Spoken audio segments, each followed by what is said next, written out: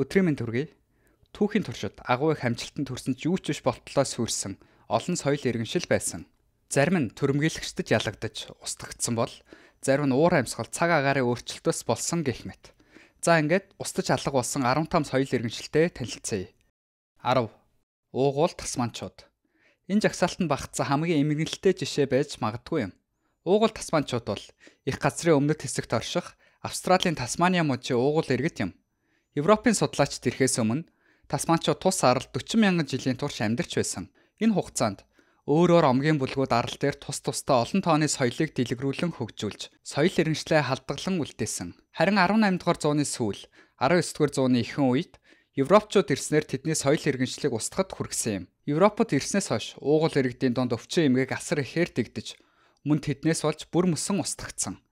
1833 он гэд ердөө 200 орчим уугуул тасманчууд л амьд үлдсэн бөгөөд тэднийг хамгаалж хоол хүнсээр хангана гэсэн амлалтандаа Европчууд хүрээгүй бөгөөд оронд нь тэднийг арлаас арал руу нүүлгэн шилжүүлж байв.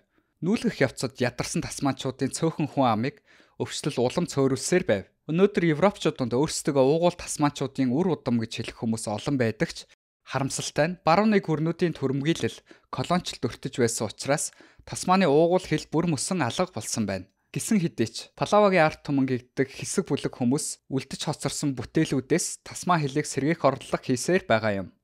9. Аккадианы эзэнт гүрэн. Месопотамийн анхны эзэнт гүрнүүдийн нэг бөгөөд Аккад хотын төв хэсэгт оршиж, нөлөө нь Месопотам, Левант, Анатолиг хамарсан байв. Археологчид энэ эзэнт гүрний үүссэн ба устж алга болсон он сар өдрийн талаар маргаантай байгаа ч ерөнхийдөө манай тооллын өмнөх 2003 оноос манай тооллын өмнөх 23-аас 34 он хүртэл оршин байсан гэж үзсэн. Манай тооллын өмнөх 24-өөс 22 дугаар зууны хооронд улс төрийн байдал оргилдоо хүрсэн гэдэг байна. За тэгвэл энд юу тохиолдсон бэ? Археологчид Аккадианыг манай тооллын өмнө 22 дугаар зуунд унсан гэж үздэг бөгөөд хэсэг хугацаанд эзэн хааны эрх мэдэл байхгүй байсан байх гэсэн магадaltaй бөгөөд энэ хүссэн болгон дураараа аашлах харанхуй эрүүийг бий болгосон гэж үздэг байна. Түүний сүрлийн өөр нэг тайлбар бол хаан тус бүс нутгийн бусад бие даасан хот можуудад улс төрийн ноёрхлоо хадгалж чадаагүйтэй холбоотой. Өөр нэгэн тайлбар бол бүс нутагт ган гачих хурдстай нэмэгдэж, хурд хүнс багаснаар уух усгүй, эд хүнсгүй болж, тариа урхаа болж амьдрах боломжгүй болсон гэж үзжээ. Ойрхот орнот ба Хойд Африкийн нутаг дэвсгэрт байсан эртний соёл иргэншлүүдийн ихэнх нь бас уур амьсгалын өөрчлөлтөнд хүчтэй цогтож нуран унж байсан байдаг. Үүнтэй адил жишээ үүнд тохиолдсон гэж бас таамагладаг байна. 8. Истер арал. Истер гэдэг үг нь өөрөө улаан ондогны баяр гэсэн утгатай үг учраас энэ арлыг нэрийг нь орчуулбал улаан ондогны баярын аралч гэж бас орчуулагдчих болохоор орчин үеийн Чили улсад байрладаг үг арал нь дэлхийн хамгийн алслагдсан хүн ам багтай арлуудын нэг юм. Археологчдын үзэж буугаар арал дээр анх манай тооллын өмнөх 700-аас 1100 оны хооронд хүмүүс ирсэн бөгөөд Гамбер эсвэл Маркизийн арлуудаас гаралтай Полинезийн хүмүүс байсан гэж үздэг. Тэд ойролцоогоор 3000 км зайг далай туулж ирсэн бөгөөд хачирхалтай тэд Каноэ гэх жижиг заваар ирсэн байв. Хэдийгээр энэ боломжгүй мэт санагдаж болох ч туршилтын археологчид 19 хоногийн дотор заваар Мангареваас уг арал руу ирж чадсан байна. Орчин суугчид арал дээр өөрсдийн соёл иргэншлийг бий болгож хөгжүүлж байсан бөгөөд археологийн судалгаагаар асар том хөшөө, чулуун тавцан, чулуун байшин, хадны сүг зургууд олдсон байна. Тус арал нь Мова хөшөөгөөр алдартай бөгөөд арлаас нийт 887 ширхэг цул чулуун хөшөө олдсон байна. Тэгвэл энэ арлын хүмүүст юу тохиолдсон бэ? Европчууд 18 дугаар зуунд ирэхэд арлын хүн ам аль хэдийн 2000-аас 3000 хүн болтлоо буурсан байв. 100 жилийн өмнө 15 мянган хүнтэй байсан бөгөөд байгалийн нөөцийн хомсдлоос болж арлын ой модыг устгаж нөөцгүй болсноор олон тооны хүмүүс амьдрах боломжгүй болсон байж. 7. Миновны иргэншил. Энэ соёл иргэншил нь эртний Грекийн Микений үеэс өмнө газар дундын тэнгисийн агуу соёл иргэншлүүдийн нэг байв. Тэдний соёл иргэншил нь манай тооллын өмнөх 2500-аас 1200 оны хооронд үүссэн. Тэд архитектур дизайн, вааран дээр үлдээсэн бичиг сэлэл, өнгөлөг урлагийн бүтээлүүд, зүг чигээр баримжаалан далаад аялах чадвараараа алдартай. Тэгвэл энэ агуу соёл иргэншил нь яагаад сүрсэн бэ? Археологчид энд хэд хэдэн хүчин зүйл нөлөөсөн гэж үздэг. Хамгийн том нөлөө нь Терэ галт уулын дэлбэрэлт. Эрдэмтэд дэлбэрэлтийн огнооны талаар маш их маргаантай байдаг ч манай тооллын өмнөх 17 дугаар зууны үед гэж үздэг бол археологчид манай тооллын өмнөх 1525-аас 1500 оны хооронд гэж үздэг.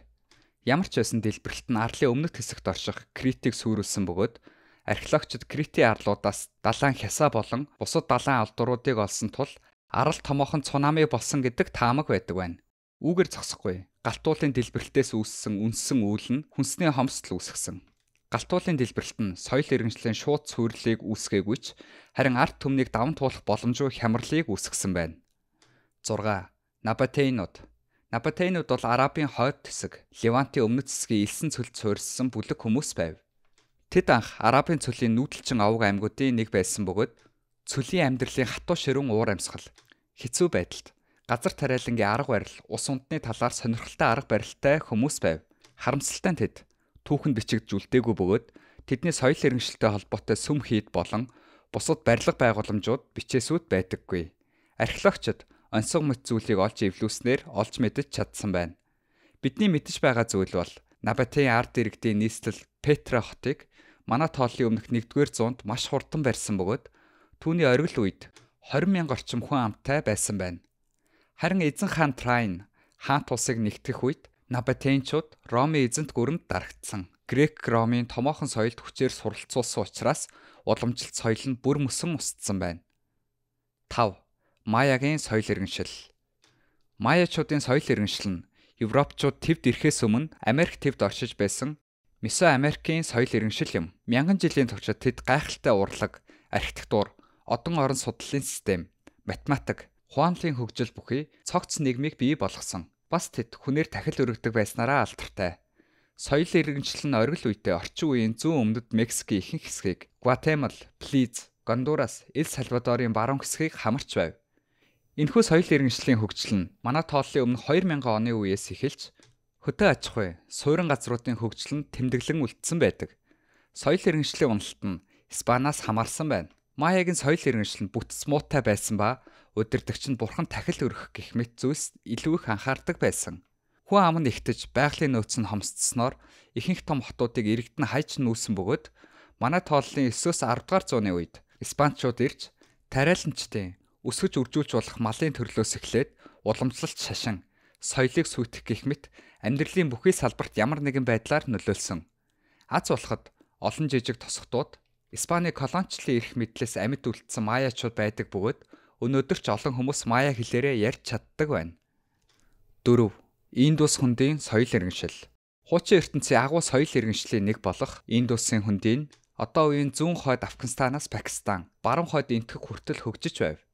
Оргил үедээ 5 сая гаруй хүн амтай байсан гэж үздэг бөгөөд энэ тухайн үедээ бол нилээдгүй хүн амтай байсан гэсэн үг. Британчууд Энэтхэгийн газрын зургийг системээр зурж олсон газруудаа малтаж энэхүү агуу соёл иргэншлийн талаар баг багаар мэдэж эхэлсэн байна.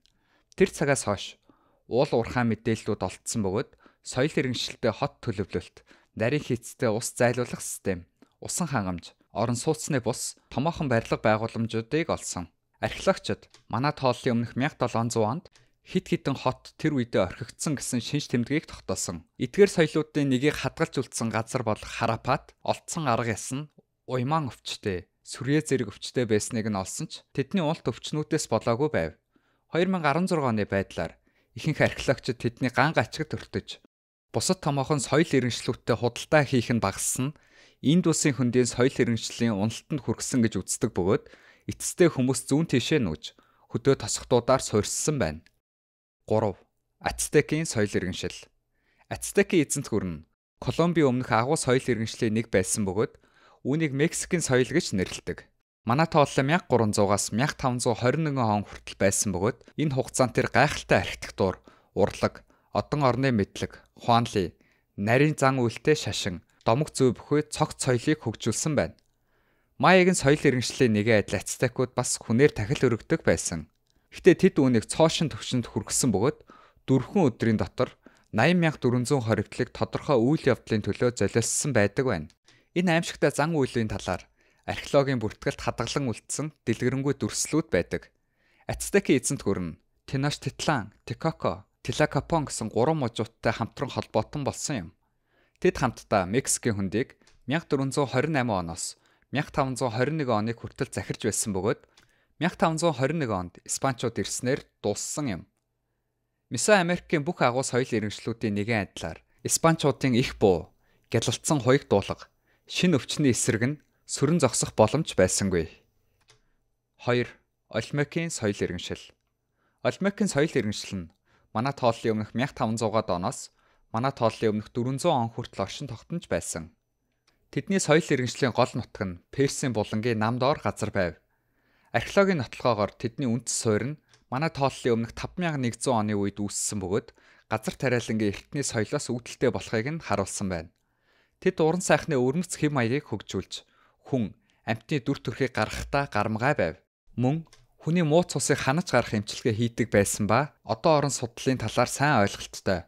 Тооллын хуанлын зэрэгтэй байсан шинжлэх ухааны болон анагаах ухааны хувьд маш өндөр хөгжилтэй байсныг нь харуулж байна.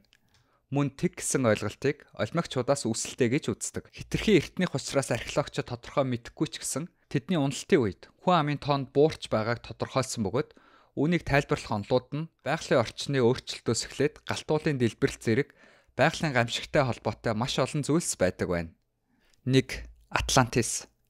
За тэгэхээр Атлантис гэдэг сэдв өөрөө маш сонирхолтой учраас би ийм олон жагсаалтанд оруулахгүйгээр дараагийн бичлэгээрээ тусад бичлэг болгож оруулъя гэж бодлоо.